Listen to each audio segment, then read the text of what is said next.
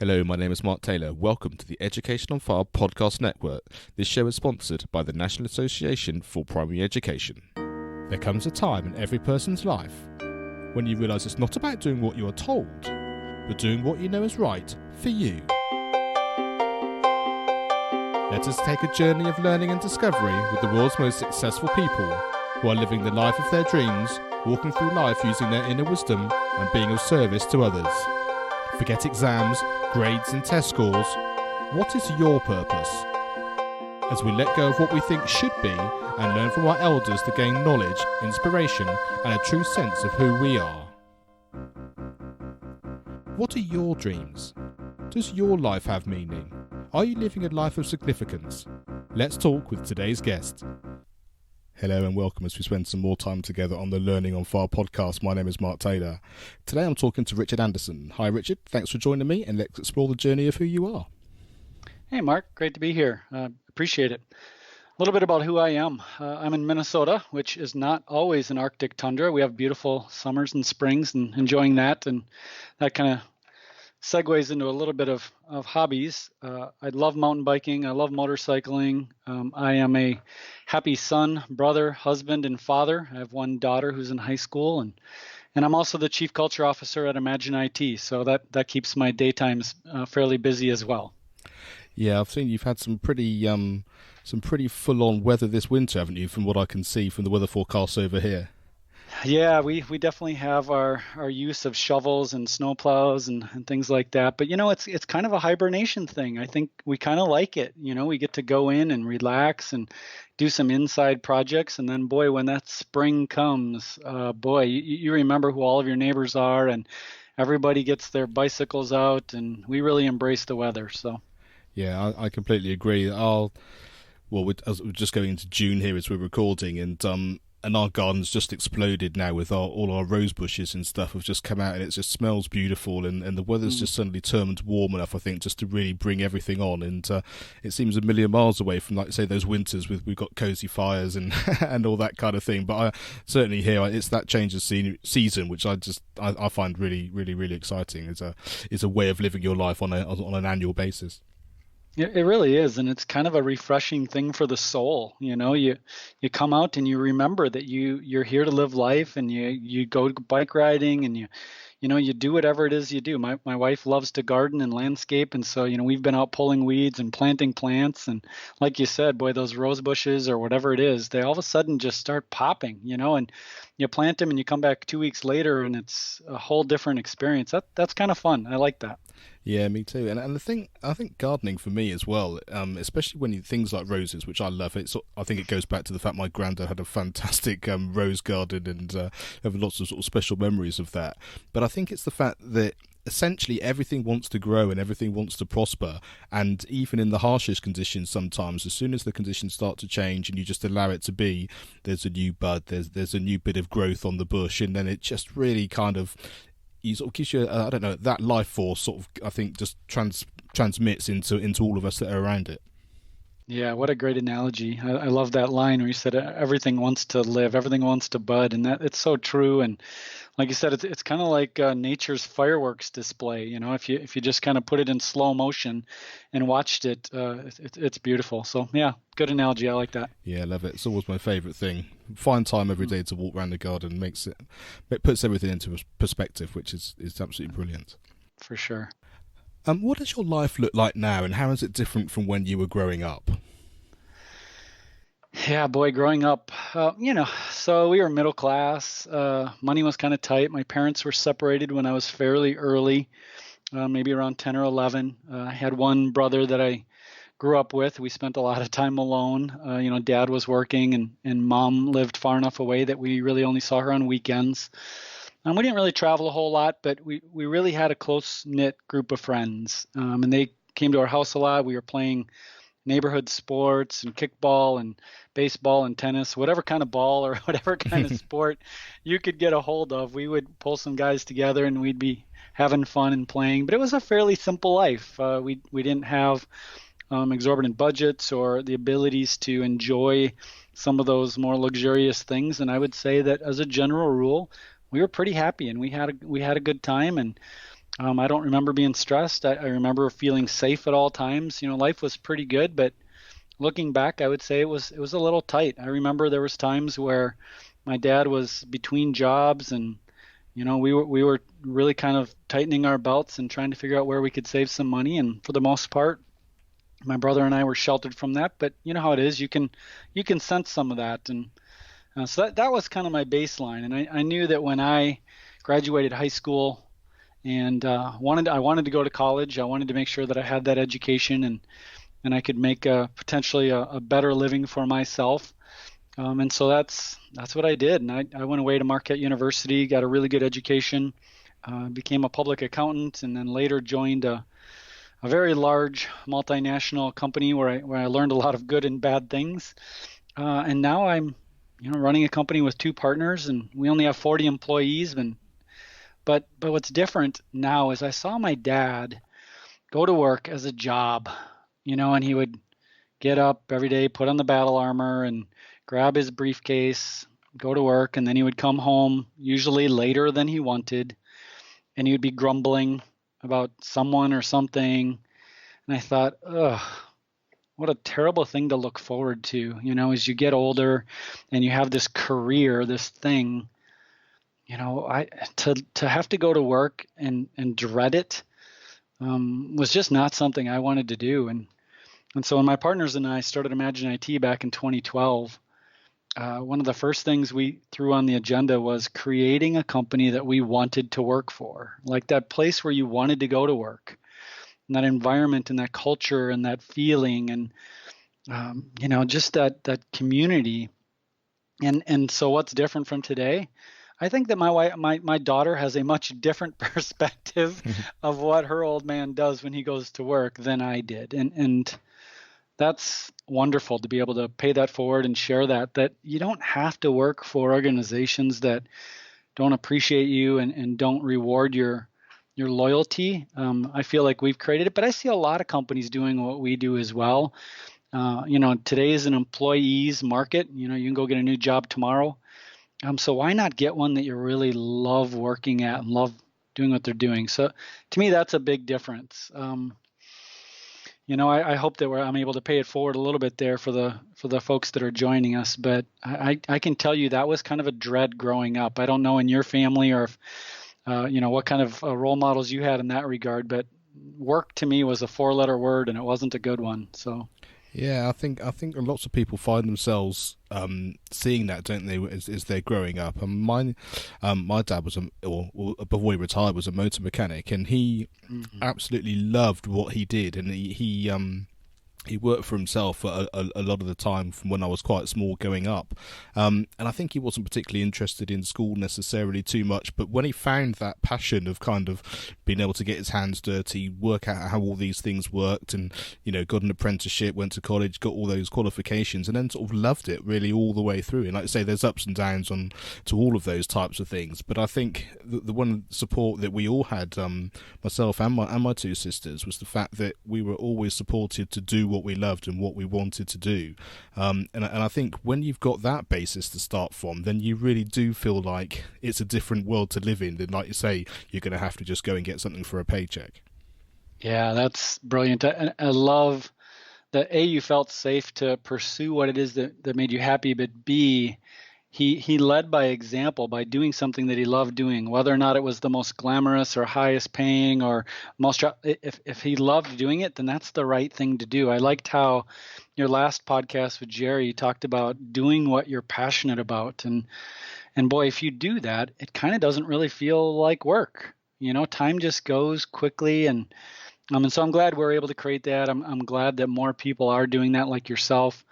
But boy, I don't know that wasn't the role model I had growing up. So that's definitely a difference.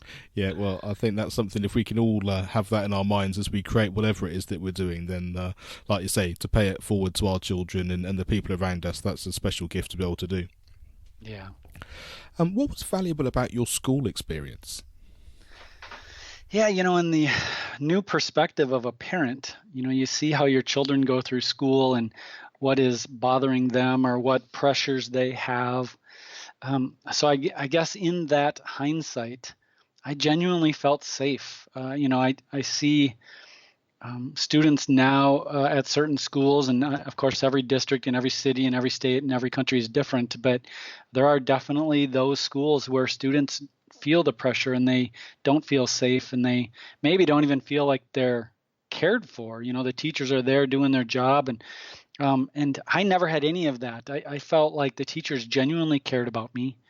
I felt very safe. I had my close knit group of friends, and I felt like I was very well prepared for whatever was next. I don't know that I could have been an auto mechanic, but I definitely felt like I learned how to learn. And if there's anything that I think you can take away from school is that if you can learn anything, well, then you can do anything. And so if school taught me anything, it's that you can learn anything, right? Put your mind to it. Today it's a little easier. You go on Google or you go on YouTube, or you search online and you find some video, and next thing you know, you're changing your own carburetor. But back then you didn't have those resources, and so you had to read books or go to the library or find magazines or go to the library, talk to somebody. But somehow, some way, they taught me how to learn, and that was definitely probably the best lesson I had. Yeah, I really love that, and I think it's interesting. I've talked about this before on the show, but that sense of, I certainly didn't learn how to podcast when I was at school, partly because we didn't even have the internet, let alone the whole idea of this new world that we're living in. But I think it is just that, there was something within me that just felt, as soon as I started hearing people doing it, started listening to podcasts, listening to this whole new world that was being developed, I thought, there's something there for me. And as it's turned out, I've got very heavily involved in it, but it is that kind of thing. If you can find anything, you can learn anything if you just immerse yourself in it and just allow you sort of attract the people that you need, I guess, in the situations, in the learning environments, and like I say, anything is possible at that point. Yeah, absolutely. Which teachers do you remember and why? Yeah, great question. I thought about this before we spoke, and I had a tough time picking because there were so many influential teachers, good and bad, but the ones that I wrote down were all from high school. I had one teacher, Arnie Cutler, who I don't think he's with us any longer, but he was our calculus teacher. And calculus, as you may recall, if you were subjected to that, is not a very easy class. But there was something about the way that he taught that demystified it, made it fun, made it challenging. And I don't know that I've ever seen a teacher so passionate. I mean, he would show up early, he would stay late, he would work through his lunches, and he always had someone in front of him where he was drawing pictures or highly engaged in helping them move forward. One of my most memorable things from him is he didn't like the word exam or test. He thought that it made people nervous. And so he made up this silly acronym called CB-LEFEP. It was a closed book learning experience for evaluational purposes, which is just silly, right? It was just another way of saying test or exam. But I liked how he got connected to the psyche, and he realized that word was a trigger for some people, so he figured out a different one. The other thing that he taught me and the rest of the class, he did a study once where he reviewed how well the students did who had other curricular activities versus those that didn't. And in his world, other curricular activities or other activities could be a part-time job. It could be on the soccer team. It could be whatever. But it had to be something that was like fairly significant, like things that you did, on a very, very regular basis. So his theory is that those people had less time.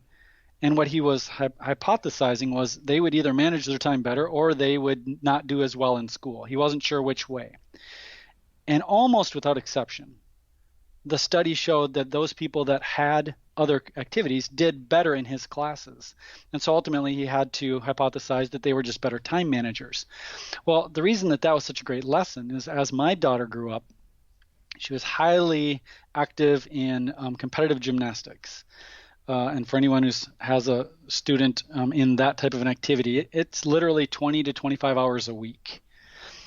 It's kind of a full-time job. And ultimately, she became a state champion on the balance beam, and she retired at 12. And I say that kind of laughingly because who retires from anything at 12? But in gymnastics, 12 is not necessarily young anymore.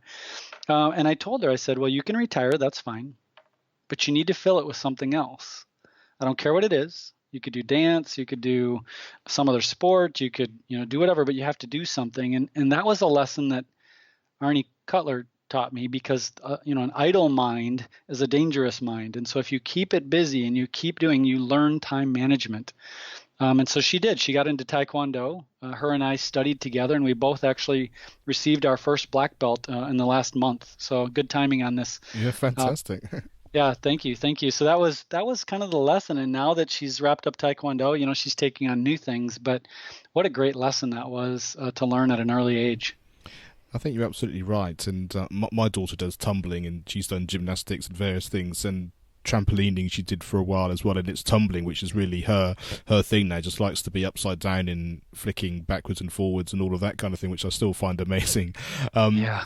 But like you say, it is that commitment, it is that time, but you can always find the time that you need, and it is that, I can't remember the exact law or the phrase that it is, but it's that kind of, we always cram everything into the amount of time we've got, don't we? So if you've got a month to do something, you still end up doing it either at the last minute or within a small window of opportunity. So I think, like you say, when you fill your time with other things which are really supporting you, either spiritually or emotionally or physically, you actually have the same amount of time as you probably would have been doing all these things anyway.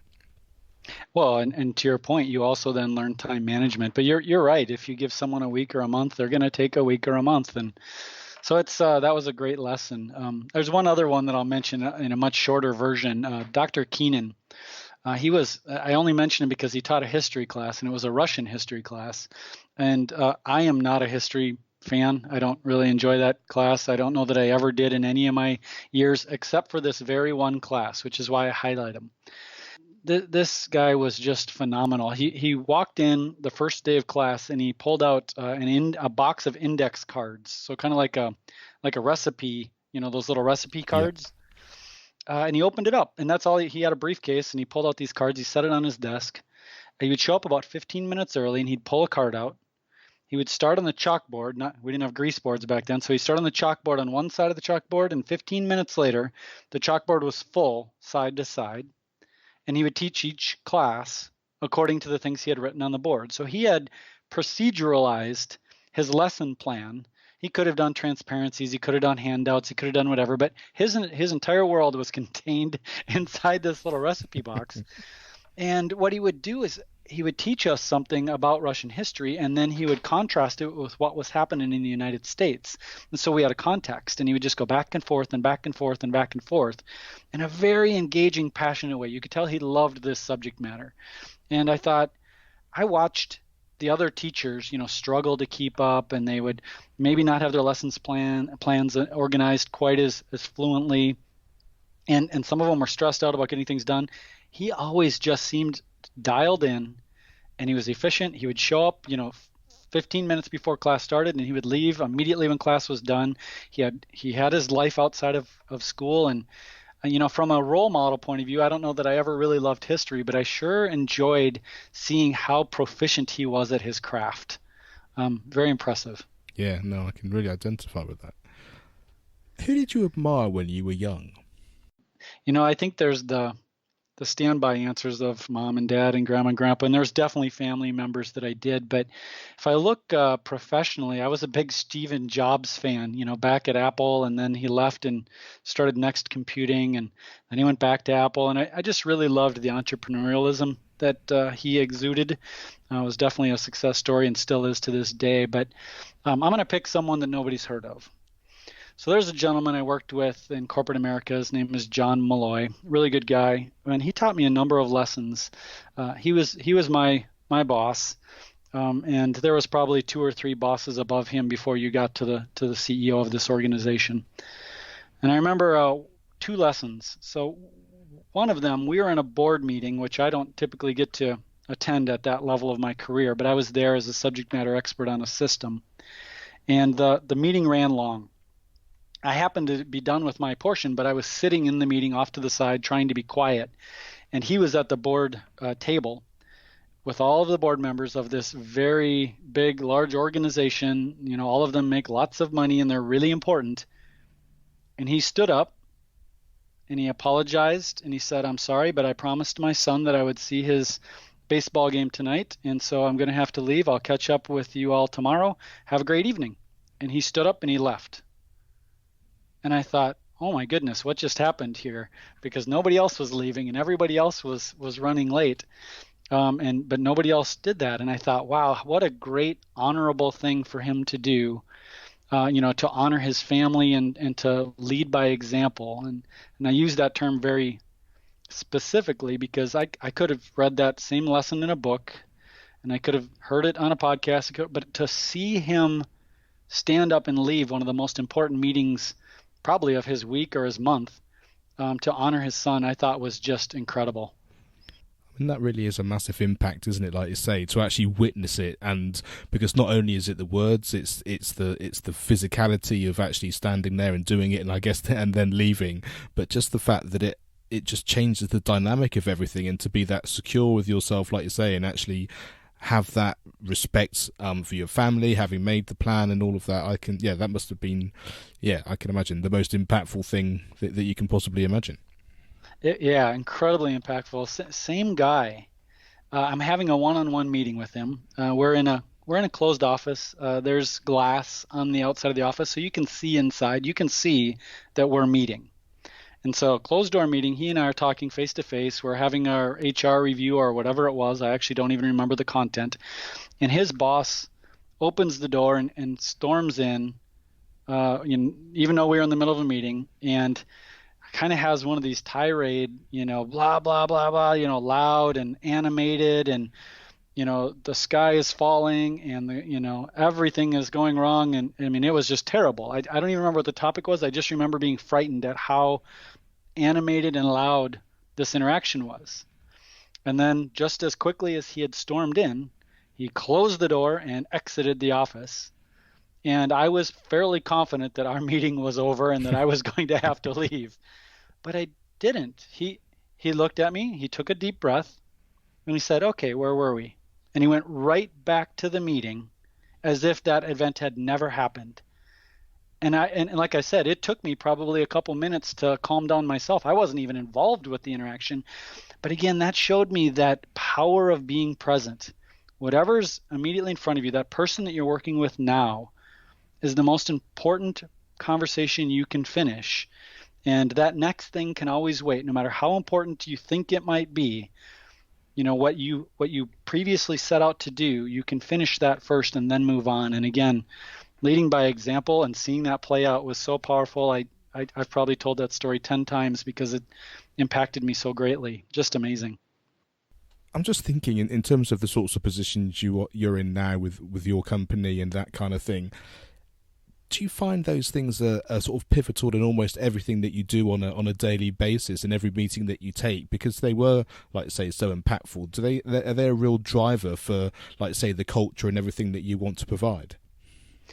Well, they definitely influence my decision. I don't know that by nature, I don't know that I'm as patient and focused and calm and Zen-like as John was. But you know how you see those shows or those cartoons where you have a devil on one shoulder and the angel on the other. Yeah. And this is, this made the angel on my shoulder just stronger, where it'll whisper into your ear and say, that's okay. Take the time, do it right, honor the meeting or honor the conversation, or, it's great to have that person or that experience that you can look to raise your own bar, to expect more from yourself and know that it's not unachievable. We can all be better people. And when you see someone else doing it and making it look so effortless, it's really, a sanity check for yourself and to really expect more from yourself. And so to your point, I do hear that voice on a very regular basis, much more than I probably would have otherwise. Yeah, and I think it's an interesting point, especially when we're younger and we're sort of looking around. And I think a lot of the time when we're young, we don't necessarily take it on board. But I think these conversations are great for just to allow people to at least have an inkling about it. It's the fact that we have mentors and teachers, not necessarily school teachers, but teachers and mentors and people around us that are giving us all this great advice and information all the time, if we're just sort of, like you say, present enough to really understand what's going on. And I think even if it's just a little bit of kind of knowing the world's slightly different because this person has been a certain way, I think that's just a real pleasure for us all. Oh, yeah, and wonderful segue. This is jumping ahead a little bit, but one of the advice I would have given my younger self is just that, is to find the mentors and the coaches and the influencers throughout your career. I mean, we hear the word coach, and many of us, at least historically, think that in terms of a sports application. But the more adept and experienced I get, the more I realize I don't have the answers. When you're young and you're overconfident and fresh out of college, you think you can conquer the world, and you very quickly find out how little you know. But what you don't learn until late, at least I didn't learn until later, is that there are plenty of people out there that want to be mentors and want to be coaches and want to help you be the best you that you can be. And if I had some advice to give myself, would be to find those mentors sooner and to be connected to them on a very regular basis, right? And some mentors, they kind of run their course and they've taught you what they can teach you, but that doesn't mean there isn't another one waiting around the corner to teach you the next lesson. And if I look back at some of the lulls in my career and my life, they almost always are accompanied with a lack of good coaching and mentorship. In other words, I let it lapse, and I didn't stay connected to that higher influence. And I really wished I had done that a little bit more. And maybe some good advice that others can take a hold of. Yeah, I think that's great advice, and I can certainly, at various points in my life, whether it's a teacher in my professional career or, like you say, someone who's just had a way of showing me a different world around, or to be slightly different, showing up in the same world that I'm in, and all that makes a big difference. And I think the key thing for me often is the fact that my personal perspective often is the fact I just want to achieve it, or I want to get to whatever the level is, or the place that everyone wants to be, whatever that happens to look like for you. But as soon as you sit back enough and take a deep enough breath to realise that everything's about a journey, we're constantly moving, we're constantly growing, we constantly have the ability to learn from people around us, and then you sort of soften into the fact that, like you say, there are people around who can help and guide you, and if you're just willing and sort of supple enough to be able to be moved by all of that, then you really do get the chance to, like you say, to really just end up in a place which is really most supportive for you.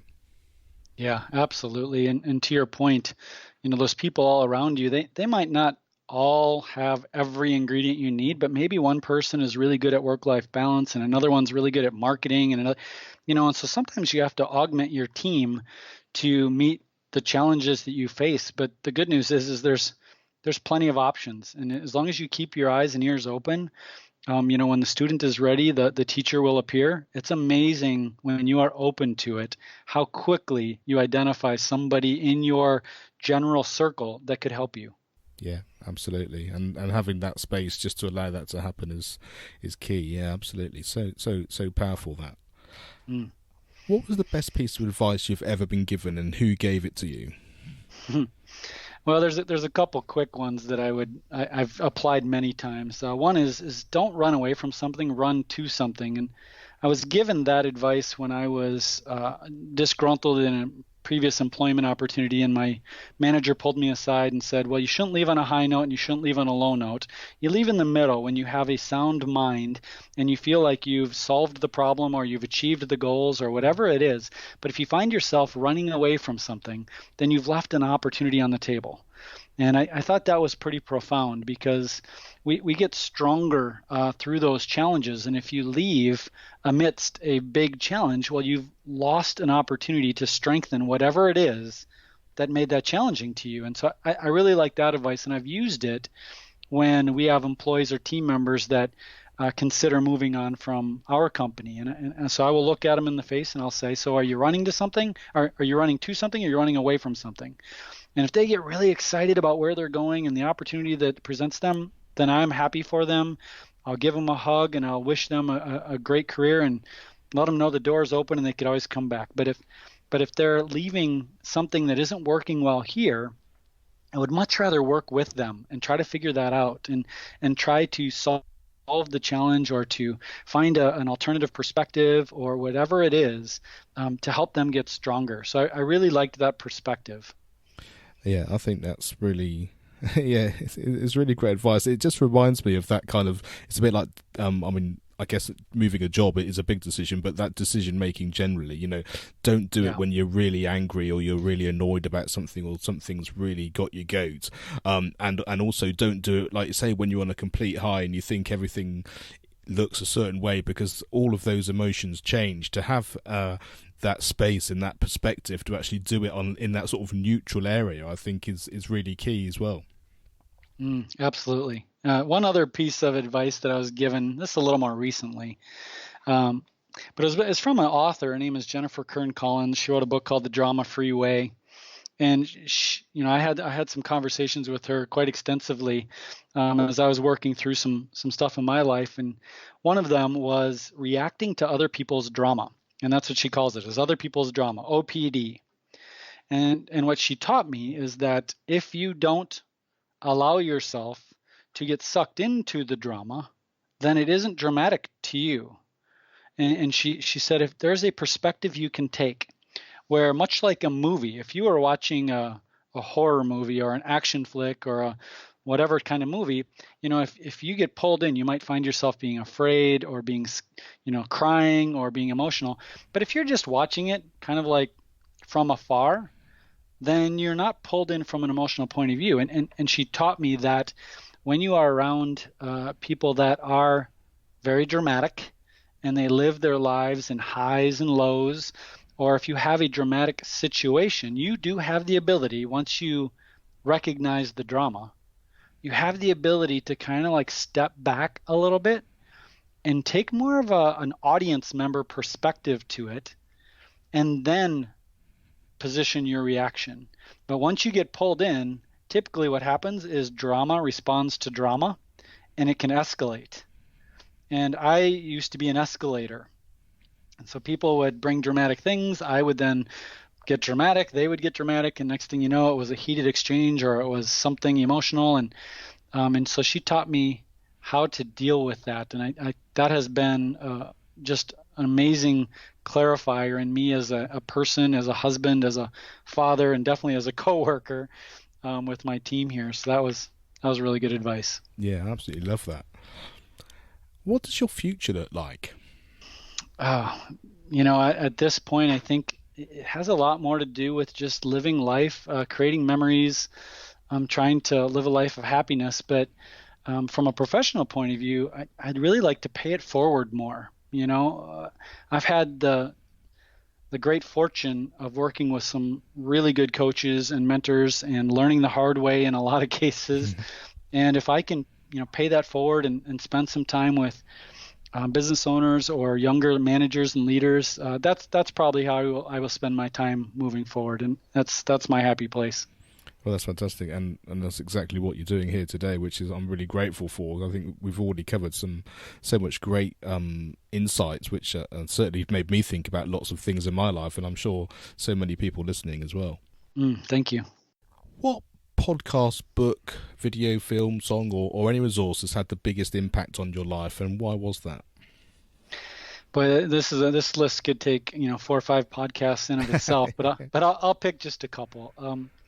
One of my most memorable books is actually one that I can't say is my favorite, but it's a book called Pinkalicious. And it was a book my daughter loved reading, and she was so young she couldn't read. But we had read the book so many times that she literally could recite it word for word. And it's not a short book for like a 4-year-old or a 5-year-old or however old she was, but she could read it word for word, and she knew exactly when the page turns were, and she knew all the complicated words. And why was that a big impact on my life? Well, that was quality time, sitting with your daughter, reading these books before bedtime and watching her giggle at all the happy places and be scared at the scary places. And so I'll always remember that book. She probably doesn't even remember having read that book so much as a kid. There's another one by Disney. I'm sure it's a version of a story told many times, but it was called Button Soup. And the character, Daisy Duck, goes to her Uncle Scrooge's house, and she's hungry, and she asks for some soup. And he, of course, says he has no food and go away.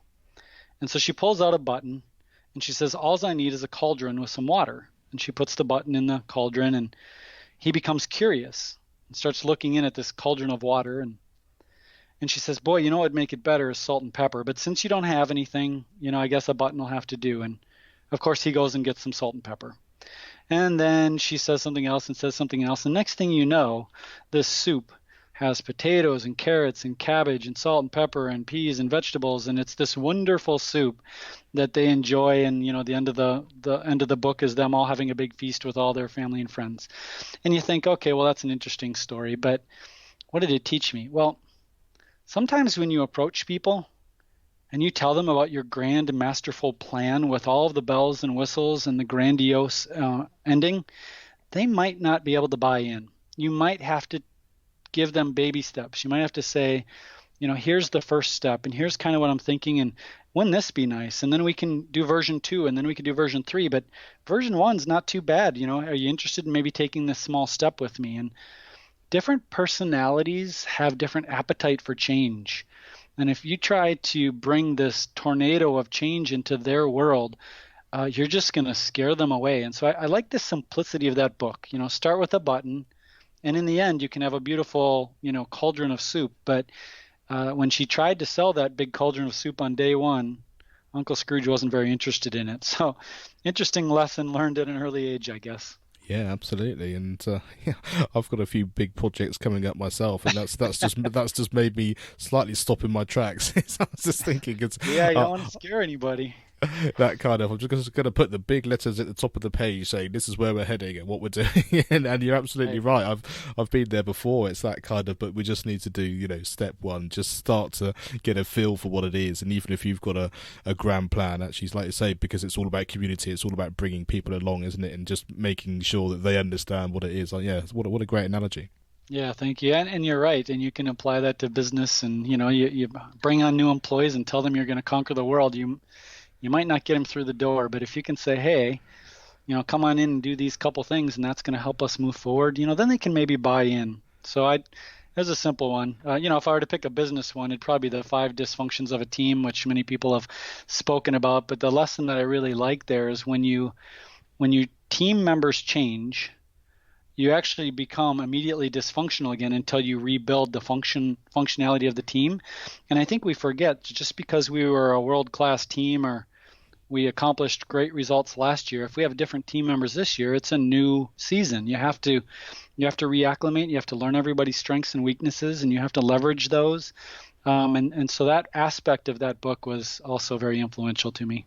Yeah, and I mean, you only have to look at sports teams, don't you, to see that you can buy in a whole load of fantastic world-class sports people, whatever the sport happens to be. But it often takes a season or 2 or 3 for them to sort of gel together and to sort of start working as one and being on the same page for it actually to really start to create the magic, which then takes them on to that sort of super level status of being able to win everything.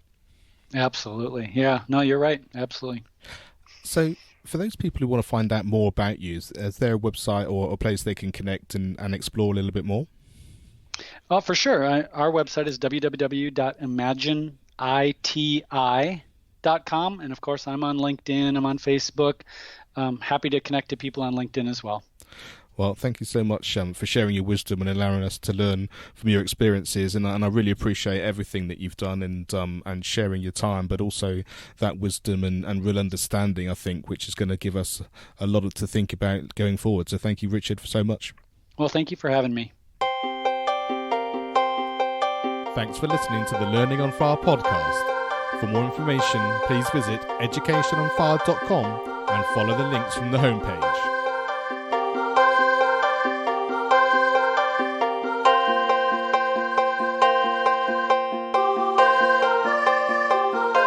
This show is sponsored by the National Association for Primary Education. Education is not the filling of a pail, but the lighting of a fire.